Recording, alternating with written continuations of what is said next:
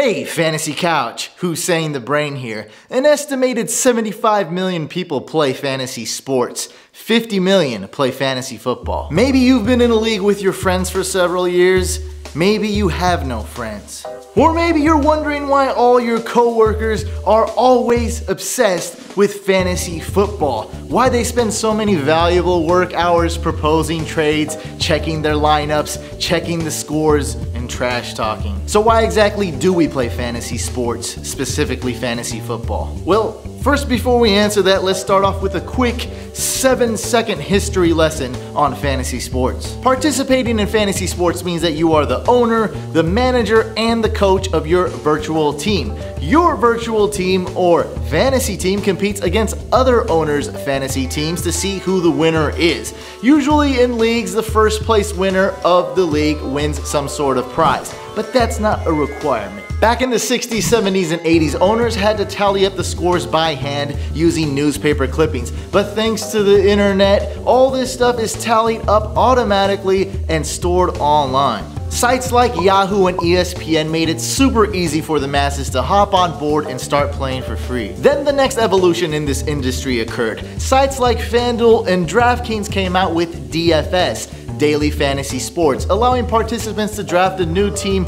every week, every day, maybe even every hour, I guess, if you wanted to, instead of one team for the entire season. So, what does the future hold? The future is shifting towards fans having more control. Companies like Scorum, for instance, are rewarding sports fans for creating content and sports fans for also reading and voting on that content. There's No Limit Coin, which is similar to DraftKings and FanDuel, but has lower fees because it uses cryptocurrency. There's a very ambitious company called FCFL, which stands for Fan Controlled Football League. Well, there's an actual football league where fans control the plays and draft the players. Bruh. The three last companies that I mentioned, Scorum, No Limit Coin, and FCFL, all use this new technology called blockchain. It's very attractive and getting very popular because it has the opportunity to be decentralized, very secure, and also very fair. So that sums up the past, present, and future of fantasy sports. But why do people play fantasy sports? The competitive nature. Look, you're probably not gonna own a professional sports team. Not one in a major league anyways. Well, there's not a high chance you're gonna do that. There's also not a high chance that you're gonna become a pro athlete.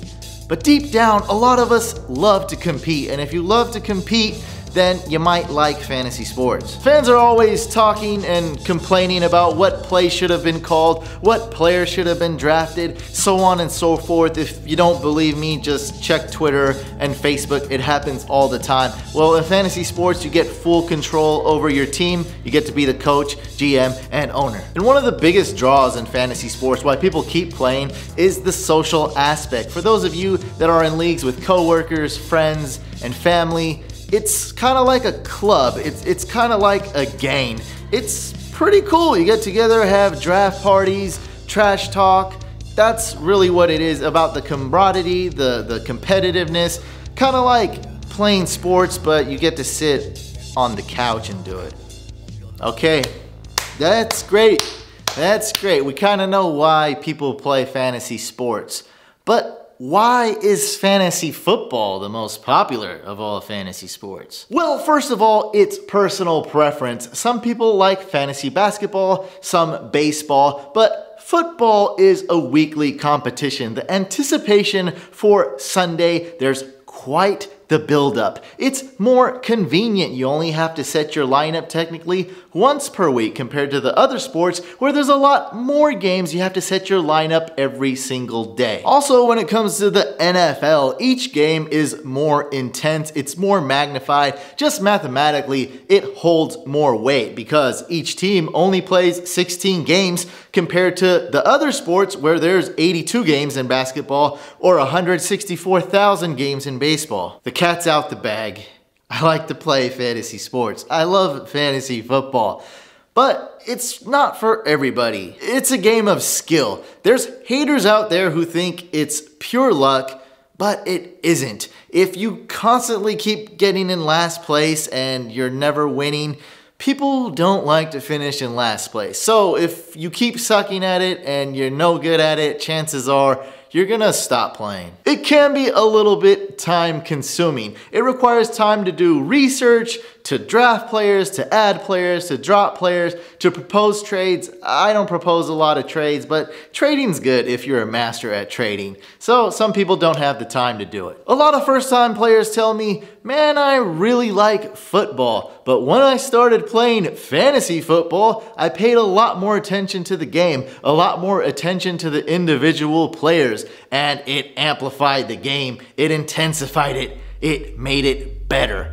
But if you hate sports, if you can't stand sports, then fantasy sports is definitely not for you. But I've heard over and over again, casual sports fans turned into true fanatics because of fantasy football. Hopefully this video satisfied your appetite and answered the question, why do people play fantasy sports? You can find links below in the description to all the brands I talked about. Click the couch icon over here and subscribe to the YouTube channel if you haven't already. Like the video if you liked it, dislike if you didn't. And I also have a series called Fantasy Sports University. Check it out. It's for beginners, intermediate players, and veteran players. I'll see you on the next video.